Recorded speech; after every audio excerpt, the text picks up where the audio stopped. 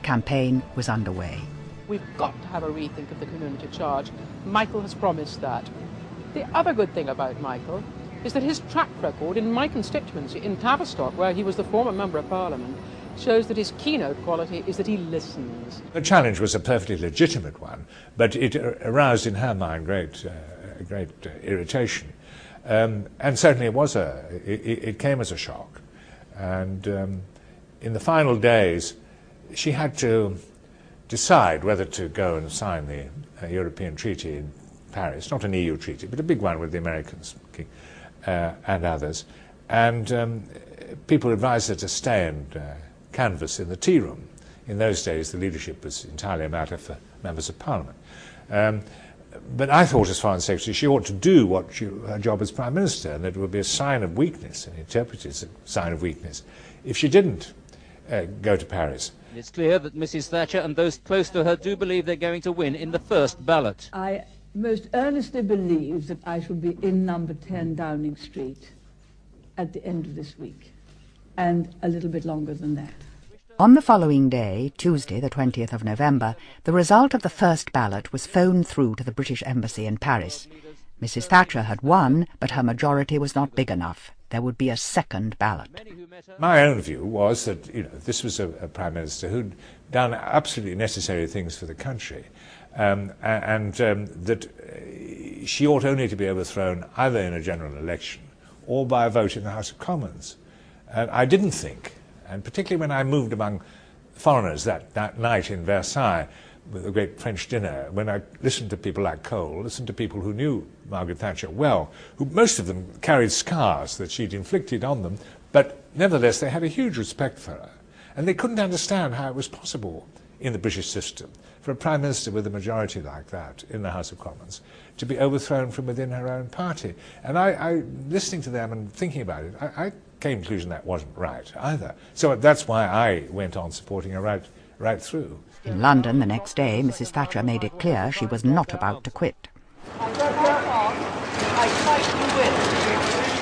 I fight on, I fight to win. Later, on returning to Downing Street, she had a stream of visitors, including, one at a time, most of the cabinet.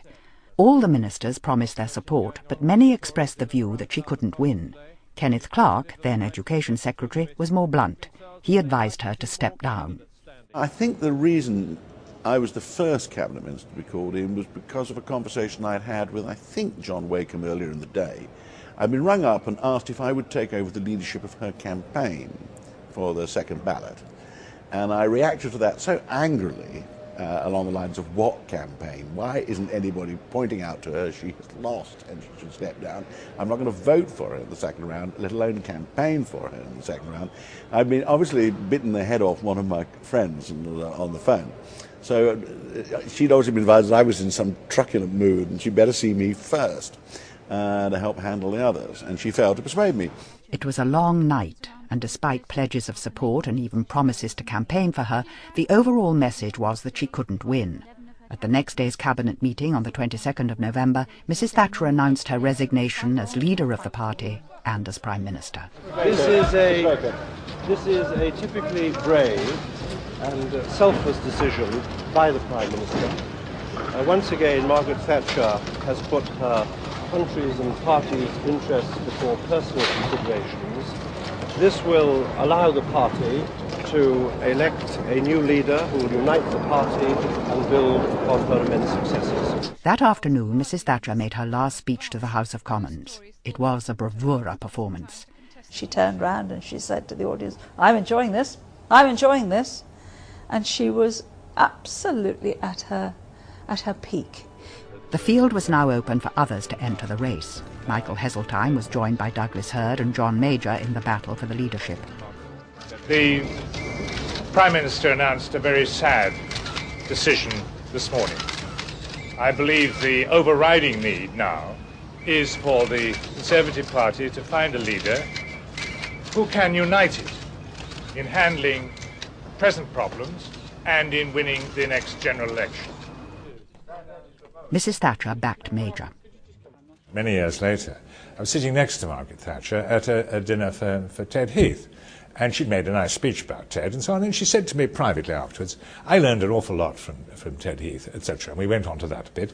And then she said the real problem for the party was over there, and she indicated John Major, who was sitting a few places behind. And I said, but Margaret, you say that, but why then did you tell everyone to vote for him?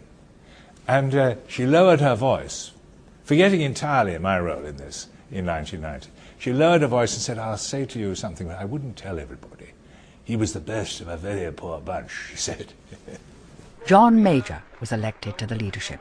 Mrs. Thatcher left Downing Street for the last time on the 28th of November, 1990. Ladies and gentlemen, we're leaving Downing Street for the last time after 11 and a half wonderful years, and we're very happy that we leave the United Kingdom in a very, very much better state than when we came here 11 and a half years ago. But then the Iron Lady's composure almost broke. Watch her face as she reaches her car.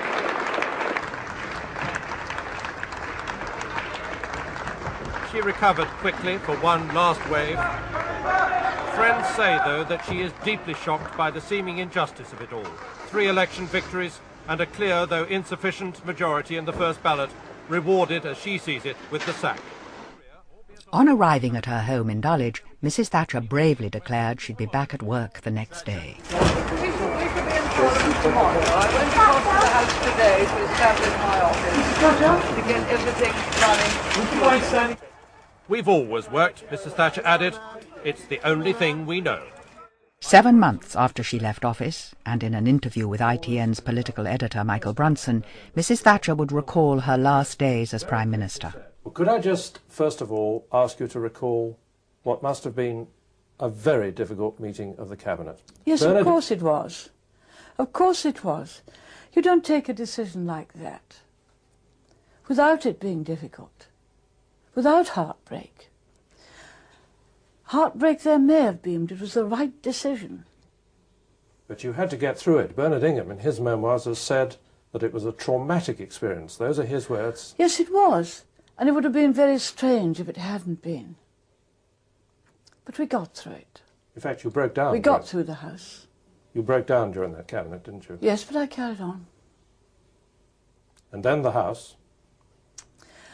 By that time, I was back fighting fit, as you saw. Just before that, though, the image that people will perhaps remember, you said the Cabinet was extremely difficult. And then you had to come out into Downing Street, and you had to face the cameras. Mm-hmm. In effect, you had to face the world. Mm-hmm. You had to come and make what was perhaps the statement of your life. And then I see that, you know, we notice now that it's affecting you now, and it must have been yes, the it's not most affecting difficult. my voice now. It's not affecting my voice. You're thinking back to traumatic things. But I managed to get through them. I managed to get through the television. I managed to get through the Cabinet, again because there was something else to do. I had to get on to people, and I must say this, but Douglas Hurd and John Major said, if you wish to go on, we will propose you and second you again.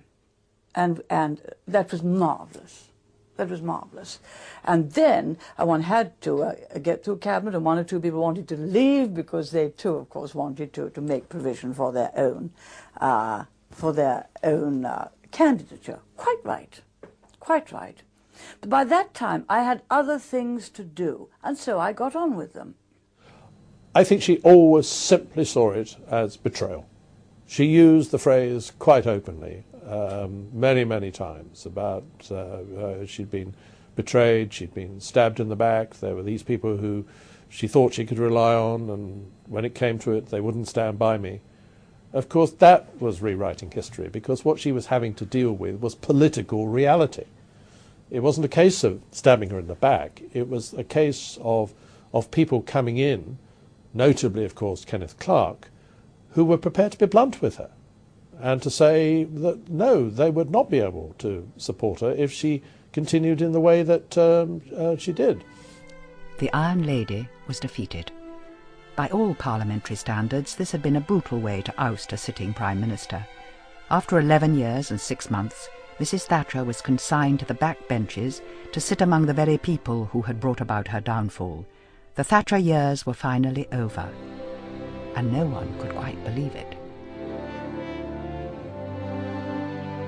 In the next programme, Margaret Thatcher's legacy, from her impact on domestic policy to her role on the world stage, and her influence over the future of politics in Britain.